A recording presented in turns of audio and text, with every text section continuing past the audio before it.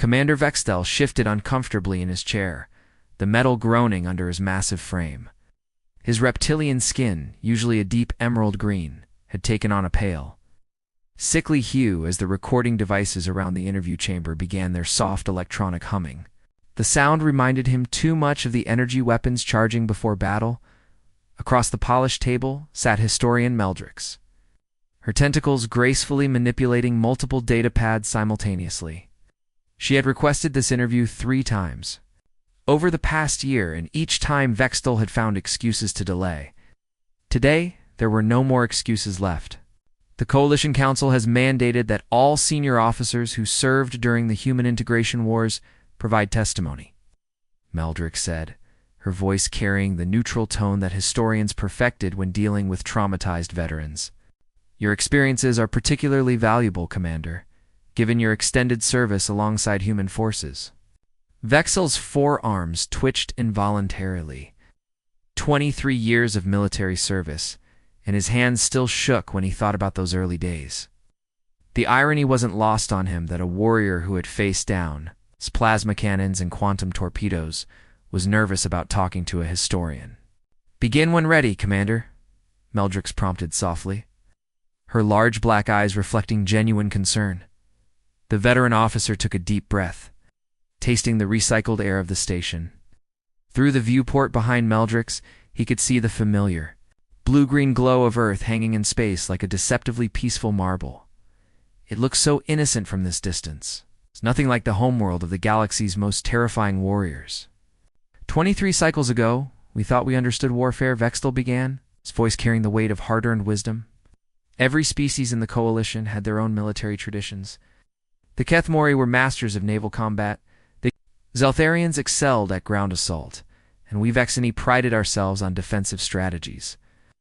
War was predictable, honorable, even... He paused, his amber eyes growing distant as memories surfaced like ghosts from the past. Then the humans arrived, and everything changed forever. The recording devices captured every word, every pause, every subtle shift in his alien features. This testimony would be studied for generations, but Vexel knew that no amount of documentation could truly convey what it felt like to witness humanity's first steps onto the galactic stage.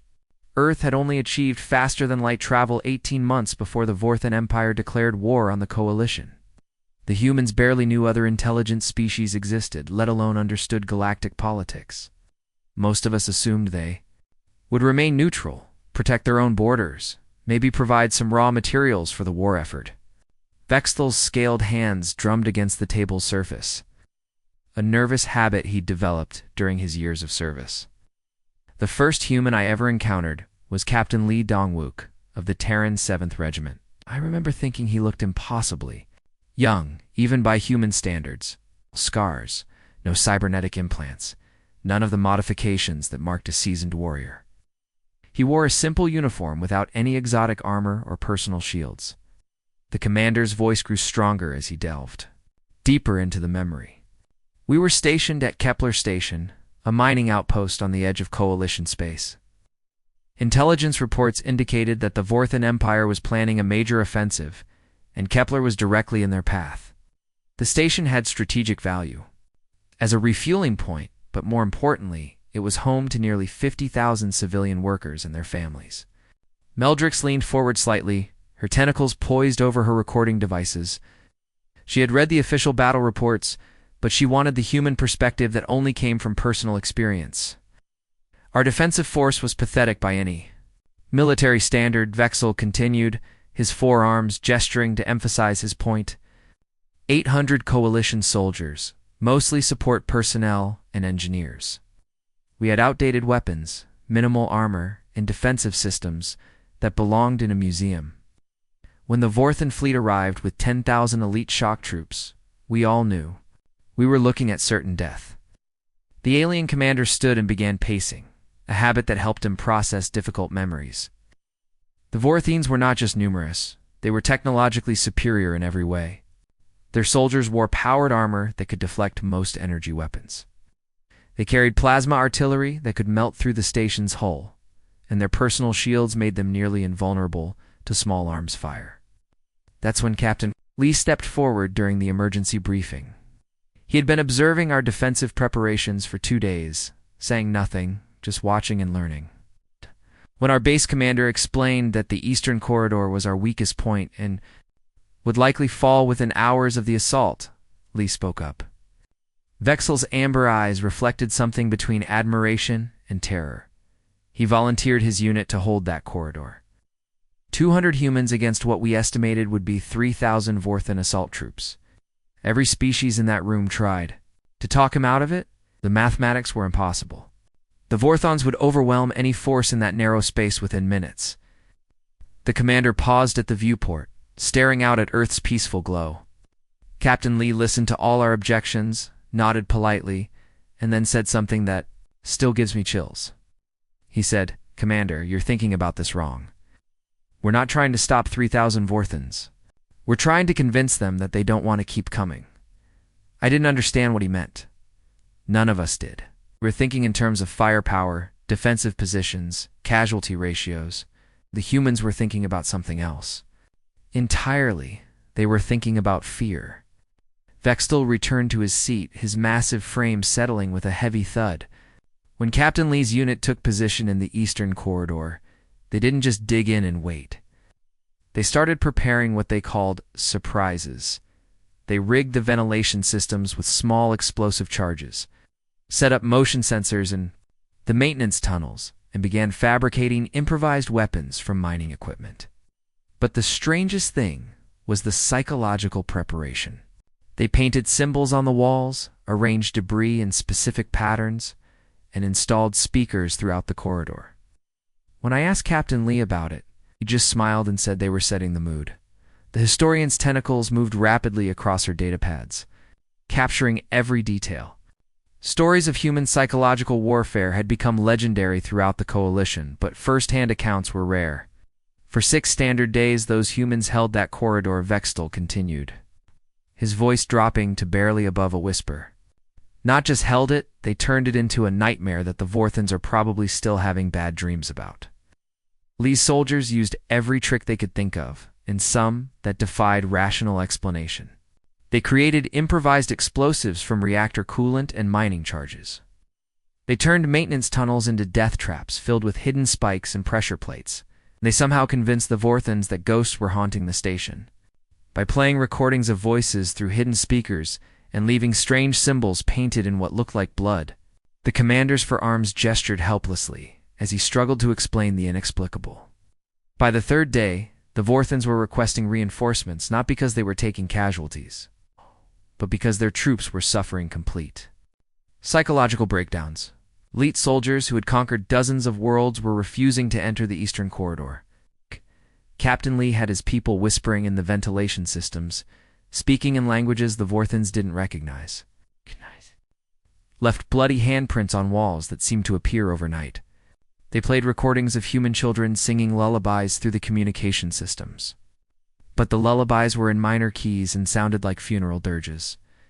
Vexel's voice grew stronger as he remembered the incredible sight that had greeted the relief forces. When backup finally arrived, we found Lee and his surviving soldiers. Only 43 of them left, still holding their positions. They were wounded, exhausted, running on nothing but stimulants and pure determination.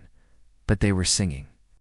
They were singing some ancient human war song, while surrounded by the bodies of 3,000 Vorthan warriors.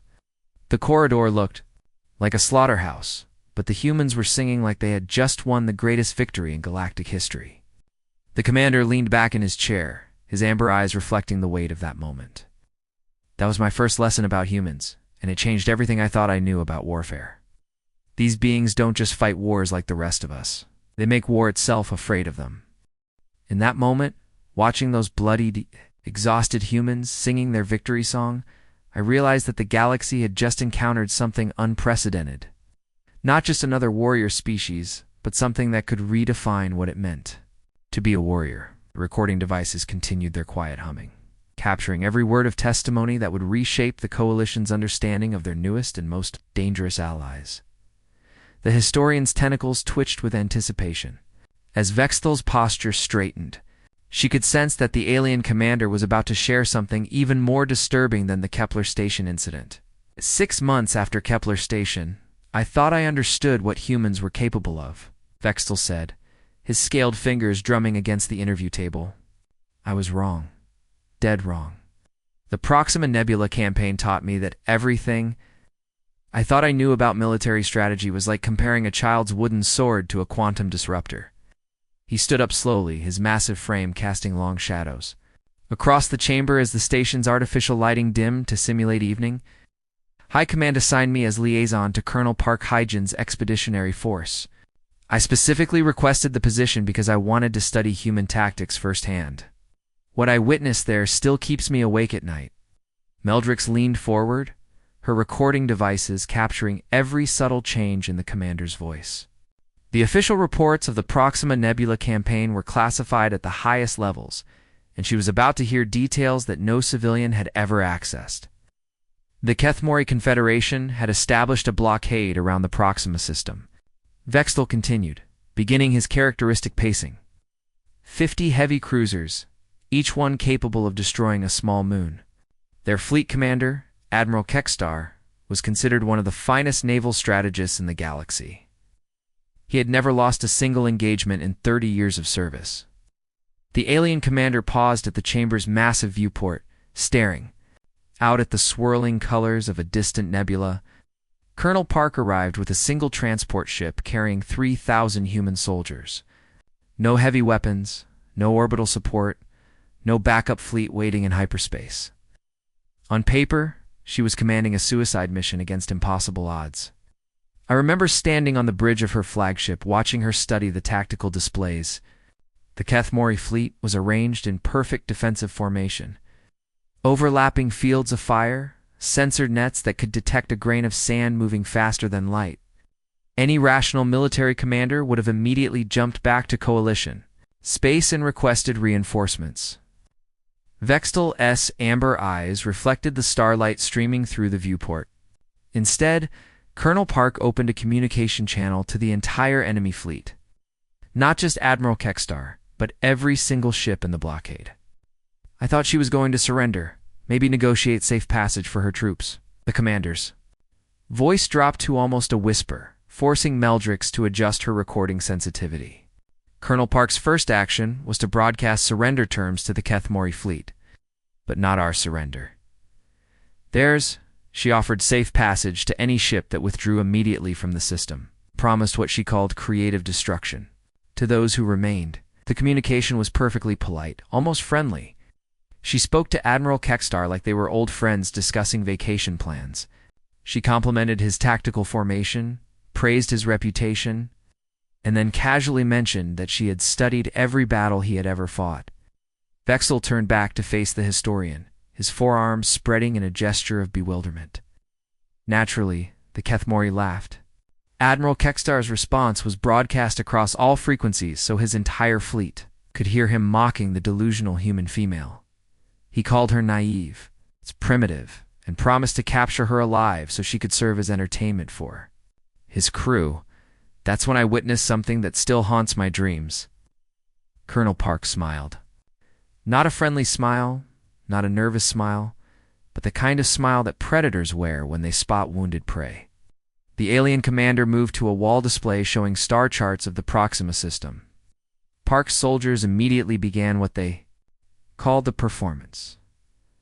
Within hours, they were transmitting false communications, suggesting internal conflicts among her officers. Arguments about battle strategy, complaints about inadequate supplies, even personal disputes between squad leaders. The Kethmori intercepted these communications, naturally. Their intelligence officers were probably congratulating themselves on their superior surveillance capabilities. They were watching the humans fall apart before the battle even began. Vextel activated the star chart, showing ship movements during the campaign. But then strange things started happening. Human patrol ships began moving in seemingly random patterns, as if their commanders couldn't agree on basic tactics. Supply shuttles were flying back and forth between ships, apparently delivering ammunition to settle disputes about resource allocation. The Kethmori even observed what appeared to be a full-scale mutiny on one of the human vessels. They watched through hacked surveillance feeds as junior officers arrested their commanding officer and took control of the ship. Admiral Kekstar probably thought the humans would destroy themselves without any help from his fleet. The historian's tentacles moved rapidly across her datapads, trying to capture every detail of what was clearly becoming one of the most sophisticated military deceptions in galactic history. Here's what terrified me about the whole situation, Vexel continued, his voice gaining intensity. Every single piece of misinformation served multiple purposes. The fake mutiny that made the Kethmori overconfident? It was also secretly repositioning human assault troops for a flanking maneuver that would hit the enemy fleet from their blind spot. The false surrender negotiations that Colonel Park kept initiating? Each communication session was actually a detailed reconnaissance mission. While she was talking to Admiral Kekstar about terms and conditions, her technical specialists were analyzing the background data from every Kethmori ship. Vexthal's amber eyes reflected something between admiration and terror. Within 48 hours, the humans knew the exact specifications of every vessel in the enemy fleet. They had identified which ships had faulty shield generators, which ones were running low on fuel, and which crews were suffering from morale problems. But Colonel Park wasn't finished. On the third day, she initiated what she called Phase 2 of the performance. She began transmitting coded messages that the Kethmori could intercept and decode easily. Too easily. The messages suggested that several human ships were actually captured Kethmori vessels operating under false identification. The commander's forearms gestured helplessly as he struggled to convey the complexity of the human strategy.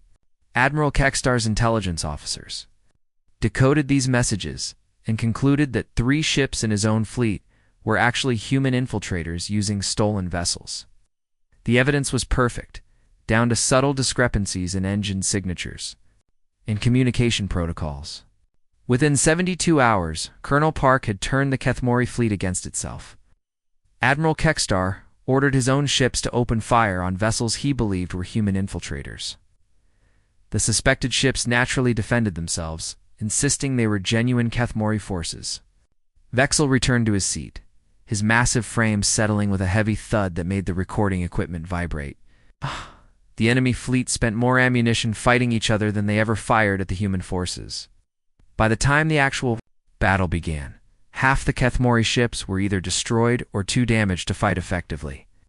When Colonel Park finally gave the order to attack, the engagement lasted exactly 18 minutes. The humans had already won before the first shot was fired. They didn't just defeat the enemy, they convinced the enemy to defeat themselves. The alien commander leaned back in his chair, his amber eyes reflecting the weight of what he had witnessed.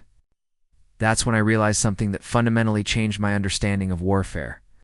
Humans don't just plan for victory like the rest of us. They don't even plan to defeat their enemies. They plan for their enemies to defeat themselves, and they make it look like the enemy's idea. The recording devices continued their quiet humming, capturing testimony that would revolutionize military strategy throughout the coalition. But Vexel knew that no amount of documentation could truly convey the psychological impact of watching. Humans turn war itself into a form of art. After Proxima Nebula, every species in the galaxy started studying human military doctrine. But here's the thing about humans that makes them so dangerous, he concluded, his voice carrying the weight of hard-earned wisdom. By the time you figure out how they won their last battle, they've already invented 3 new ways to win the next one. The temperature in the interview chamber seemed to drop several degrees as Vexel's composure finally cracked. His scaled hands, which had remained steady throughout the previous testimonies, began to tremble uncontrollably. The alien commander's amber eyes lost their focus, staring into a distance that existed only in his memories. Meldrix noticed the change immediately. In her decades of interviewing war veterans, she had learned to recognize the signs of approaching psychological trauma. Her tentacles moved gently across her recording devices, ensuring that every word would be captured while remaining as unobtrusive as possible. Commander, if you need to take a break, she began softly. No, Vexel interrupted, his voice becoming strained and hollow. You need to hear this.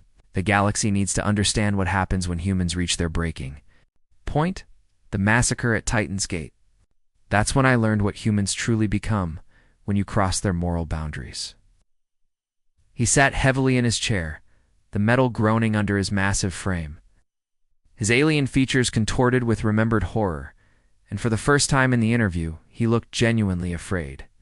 The Hegemony Empire had been conducting what they called strategic prisoner management throughout the Outer Rim campaign. Vextel continued, his voice barely above a whisper. For months, we received reports of missing Coalition personnel, but the numbers seemed manageable. Wars always result in casualties and prisoners. We assumed the Hegemony was using captured soldiers for forced labor or prisoner exchanges. The commander's forearms moved restlessly, as if he was trying to physically push away the memories. We were wrong. Catastrophically, horrifically wrong. Captain Kim Tae-han led a deep reconnaissance mission into Hegemony space, 3 months before the main offensive. His team was supposed to gather intelligence on enemy fleet movements and supply lines. Instead, they discovered something that changed the entire nature of the war. Vextel stood abruptly and moved to the viewport, pressing his scaled palms against the transparent aluminum as if trying to anchor himself to reality. The Hegemony wasn't just experimenting on captured Coalition soldiers. They'd been raiding human agricultural colonies, places where families lived peaceful lives. Growing food for the war effort? Civilians? Meldricks? Innocent people who had never held a weapon in their lives? The alien commander's reflection in the viewport showed a being pushed to his emotional limits. Children. They were torturing human children to study pain responses. Testing new interrogation techniques, conducting medical experiments that violated every convention of civilized warfare. The chamber fell silent except for the electronic hum of recording equipment and the distant vibration of the station's life support systems. Meldrix had covered wars across dozens of species, but she had never seen a veteran react with such visceral horror to his own memories. I was in the command center aboard the flagship Vengeance when Captain Kim's report came through. Vextel continued, his voice gaining a mechanical quality as he retreated into military formality to cope. With the trauma, the communication was encrypted at the highest level.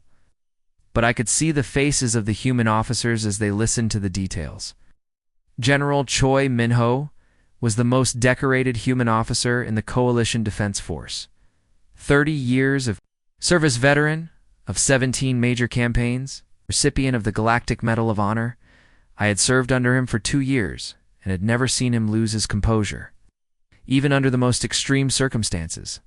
The commander turned back from the viewport, his amber eyes reflecting something that might have been admiration mixed with absolute terror. I watched General Choi's face as he absorbed Captain Kim's intelligence report. For 30 seconds, this man who had commanded millions of soldiers across dozens of worlds just ... stopped. His expression went completely blank. Like his mind was processing information that couldn't be reconciled with reality. Then he leaned forward to the communication console and issued 3 words that changed everything. No more rules. Vexel's hands clenched involuntarily, his claws scoring deep grooves in the metal armrests of his chair. Within hours, those 3 words had been transmitted to every human unit in the theater. Every ship, every ground force, every special operations team. The message was simple and absolute. All previous restrictions on combat operations were hereby suspended. What followed wasn't warfare in any sense that civilized species understand the term. It was extermination elevated to an art form. Humans abandoned every treaty, every convention of civilized combat, every moral restriction that had previously limited their actions. The alien commander began pacing again, his movements becoming more agitated as he delved deeper into the nightmare. But here's what made it truly terrifying. They didn't become animals. It would have been merciful, predictable. Animals kill for survival or territory. What the humans became was far worse.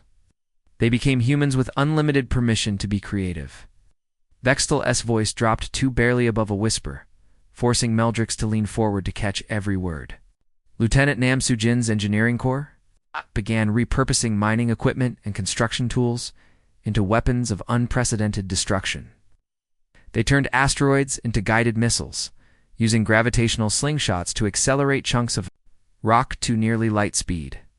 Each impact carried the force of a small nuclear weapon. Sergeant Odasam's infiltration team specialized in what they called psychological warfare. They would hack into enemy life support systems and reprogram them to play recordings of crying children before slowly reducing oxygen levels. The enemy crews would spend their final minutes listening to the sounds of human suffering before suffocating in the darkness of space. The commander's forearms gestured helplessly as he struggled to convey the systematic horror of what he had witnessed. Captain Yoon Jae-won's tactical squad developed something they called communication warfare. They would capture enemy command vessels, torture the officers for their communication codes, and then use the enemy's own networks to broadcast the screams of their commanders as they died. But the most terrifying aspect was the coordination. Every human unit was operating with perfect synchronization, as if they were all part of a single vast organism dedicated to revenge. They shared intelligence, tactics, and resources with an efficiency that surpassed any military organization I had ever seen. Vextel returned to his seat, his massive frame collapsing as if the weight of memory was physically crushing him. The hegemony fleet that arrived at Titan's Gate numbered 200 ships, capital vessels, destroyers, support craft, and nearly 1 million personnel. They were confident, experienced, and technologically superior to most coalition forces. The battle lasted exactly 8 hours. When it was over, there were no survivors. Not because the humans couldn't take prisoners, but because they chose not to. They had systematically eliminated every single hegemony vessel with a precision that defied belief. The alien commander's voice became barely audible. They left one ship intact, a single corvette with a crew of 50. But they only allowed one survivor to live, a junior communications officer named Velkoth. The humans gave him a simple message: to deliver to the hegemony high command. This is what happens to those who harm human children, the survivor. Velkoth reached hegemony space 3 weeks later. The medical reports indicated that he had suffered a complete psychological breakdown. He spent the remaining years of his life in a psychiatric facility, unable to speak coherently about what he had witnessed. Vexel's amber eyes met Meldrick's gaze directly for the first time since beginning this part of his testimony. The hegemony empire surrendered unconditionally 2 days after receiving Velkoth's report. It's not because they couldn't continue fighting, but because their entire military command structure refused to engage human forces under any circumstances. That's when I learned the most important lesson about humanity. They have moral boundaries that should never be crossed. Not because they can't handle the consequences, but because the rest of the galaxy can't handle what they become when those boundaries are violated. The recording devices continued their quiet operation, capturing testimony that would forever change how the galaxy viewed their human allies. But Vextel knew that no amount of documentation could truly convey the terror of watching an entire species transform from protectors into something that made war itself. Seemed like a gentle game. The silence in the interview chamber stretched for nearly a full minute as Vextel struggled to find words for what he clearly considered the most disturbing aspect of his experiences with humanity. His amber eyes had regained some of their focus, but there was a haunted quality that suggested he was still processing memories that defied logical explanation. The hardest part about serving with humans, Vextel finally continued, his voice steadying slightly but carrying an undertone of confusion, isn't their capacity for violence. Every warrior species in the galaxy understands violence. It's their capacity for everything else that breaks your mind. He moved to the chamber's main display console, his forearms working with practiced efficiency to activate a series of holographic battle recordings. The first image showed a field hospital set up in what appeared to be a bombed-out building, with medical personnel moving between rows of injured soldiers from multiple species.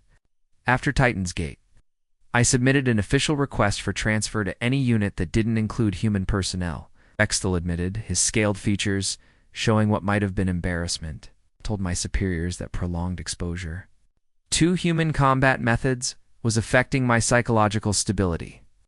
I needed time to process what I had witnessed. The alien commander's bitter laugh echoed in the chamber.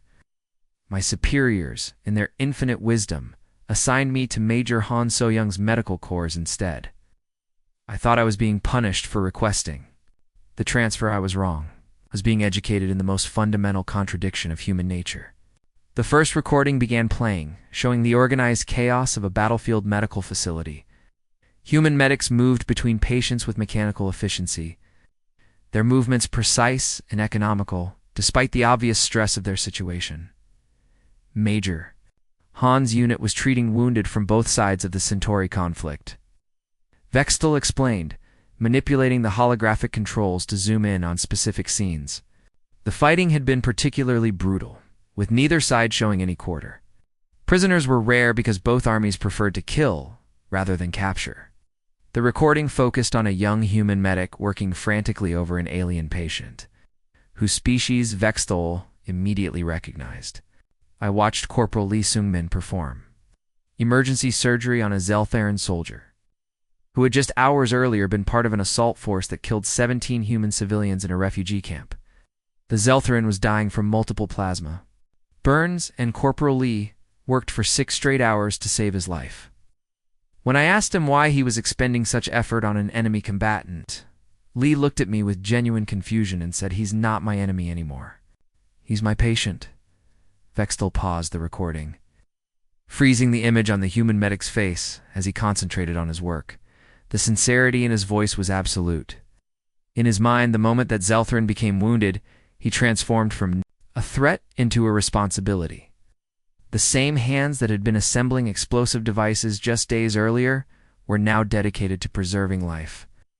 The alien commander activated another recording, this one showing the same medical facility, but from a different angle. But that same day, those same medics executed 3 captured officers who had been identified as war criminals. They had been using civilian populations as human shields, forcing families to march ahead of their troops during assaults. The new recording showed Major Han herself, a small woman who barely reached Vextel's waist, calmly preparing syringes, while 3 bound prisoners were held at gunpoint by her medical staff. No trial, no lengthy deliberation, no hesitation, Vextel continued, his voice reflecting his ongoing bewilderment. Major Han personally administered the lethal injections, while humming a human lullaby. The same woman who had just spent 12 hours straight saving the lives of enemy wounded was ending the lives of enemy prisoners with the same calm professionalism.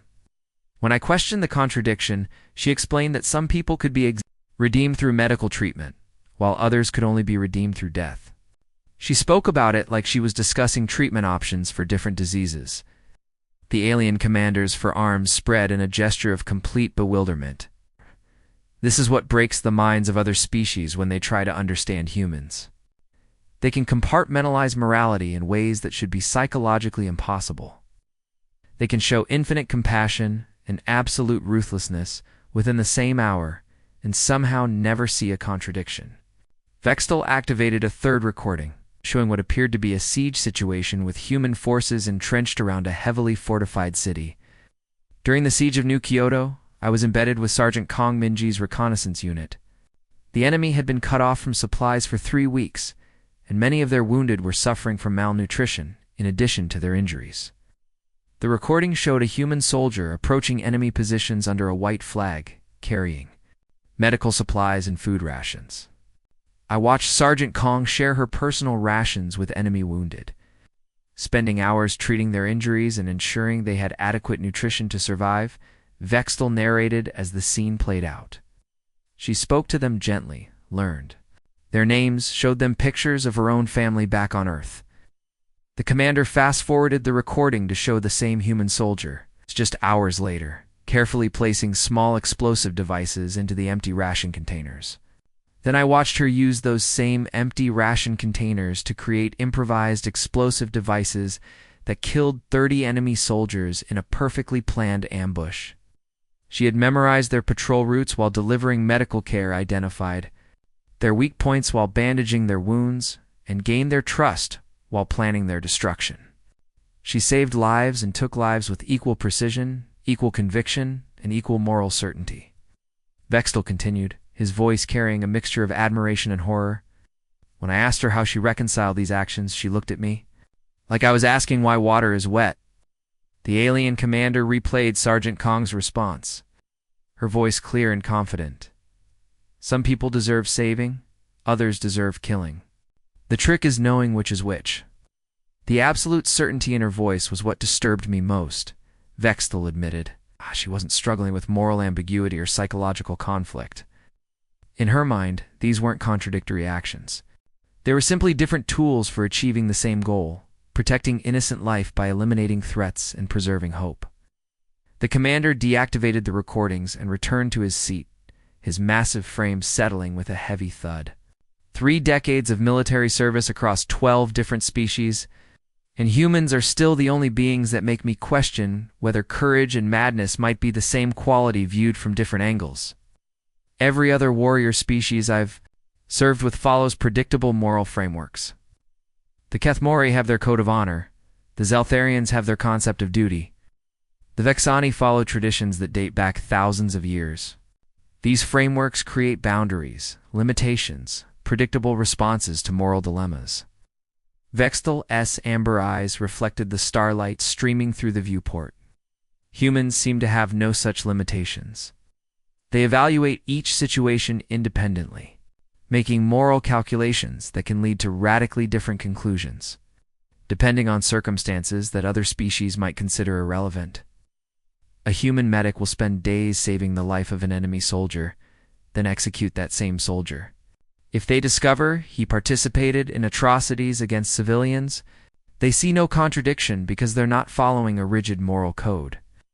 They're following what they call situational ethics based on constantly evolving judgments about individual worth and potential for redemption. The alien commanders' voice carried a note of something that might have been respect mixed with fear. This makes them simultaneously the most trustworthy and most dangerous allies in the galaxy. You always know that humans will make the right decision in any given situation. The problem is that their definition of right might not match anyone else's definition, including their own from the previous day. They are the only species I've encountered that can love their enemies enough to heal them and hate their crimes, enough to kill them, sometimes within the same conversation. The recording devices continued their quiet operation, capturing testimony that would challenge every assumption about human psychology and military doctrine. But Vexel knew that understanding humans required accepting contradictions that most alien minds simply couldn't process. The artificial lighting in the interview chamber had gradually dimmed as the station's day cycle progressed, casting long shadows across the metal walls. Neither Vextel nor Meldrix had bothered to adjust the illumination. The weight of the testimony being recorded seemed to demand this somber atmosphere, as if the darkness itself was bearing witness to the profound changes that humanity had brought to the galaxy. Vexel sat motionless for several minutes, his amber eyes fixed on the swirling patterns of a distant nebula visible through the viewport. When he finally spoke, his voice carried the accumulated weight of over 2 decades, serving alongside the galaxy's most unpredictable warriors.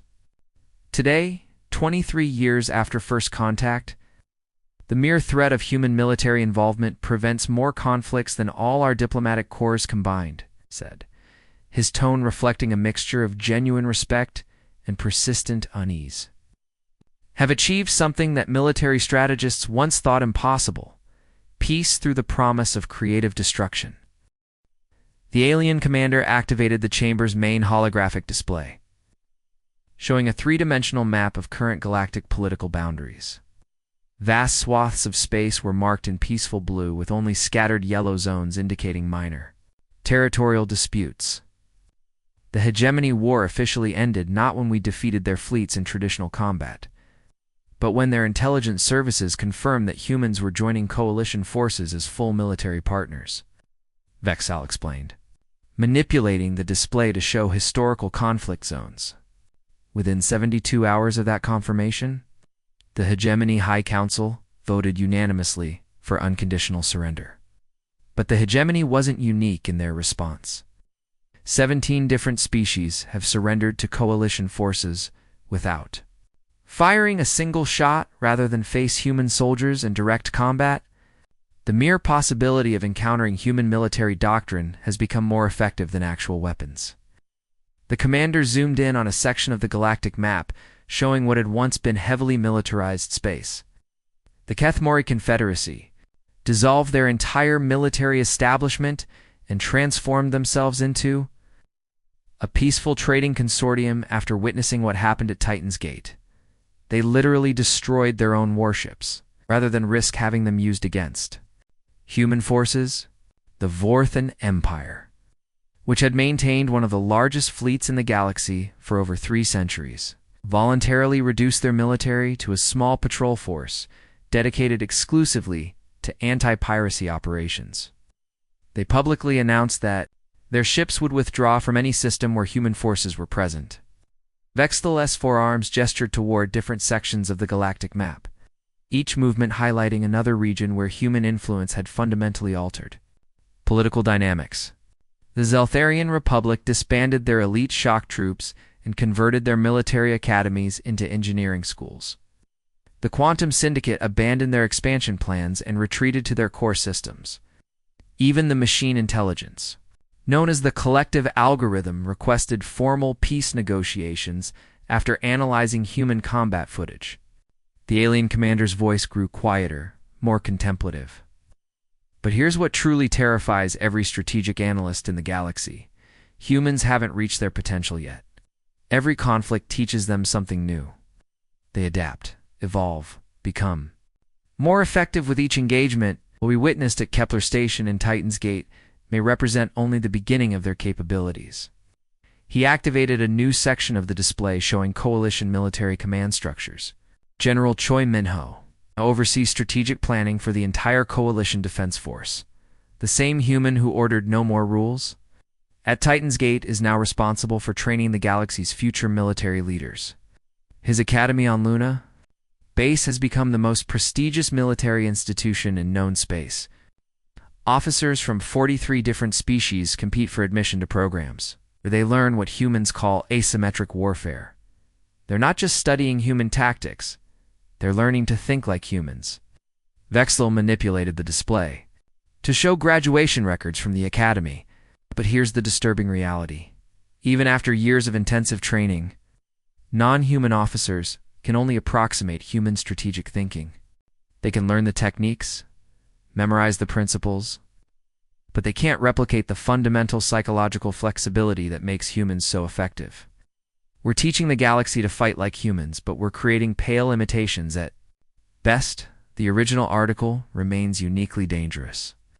The commander moved away from the display, his massive frame silhouetted against the starlight streaming through the viewport. I've served alongside humans for over 2 decades now. Saved my life 7 times, and I've watched them save countless others.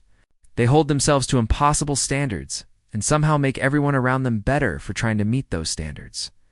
Captain Lee Dong-wook still sends me messages on my hatching day anniversary. Major Han Soyoung recommended me for promotion 3 times, insisting that my experience with human forces made me invaluable to coalition operations. Sergeant Kong Min-ji helped my offspring gain admission to the Coalition Engineering Academy. Vextal's voice carried genuine warmth as he spoke about these relationships. They treat their allies like family, with loyalty that transcends species boundaries. They remember personal details about soldiers they served with decades ago. Celebrate our cultural holidays.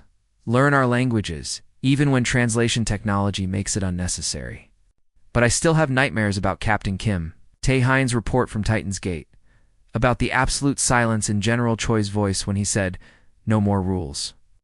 About the way Major Han hummed ancient lullabies while administering lethal injections to war criminals. The alien commander turned to face the recording equipment directly, his amber eyes reflecting the soft glow of the devices. If you ask me whether I trust humans, the answer is yes, absolutely. They have never broken faith with an ally, never. Abandoned a friend, never failed to honor their commitments. Their word is more reliable than signed treaties. If you ask me whether I fear them, the answer is also yes, absolutely. These aren't contradictory positions, they're the only rationale. Response to a species that can end wars by redefining what war means. Humans don't just win conflicts through superior firepower or tactical brilliance. They make victory inevitable by convincing their enemies that defeat is preferable to continued fighting.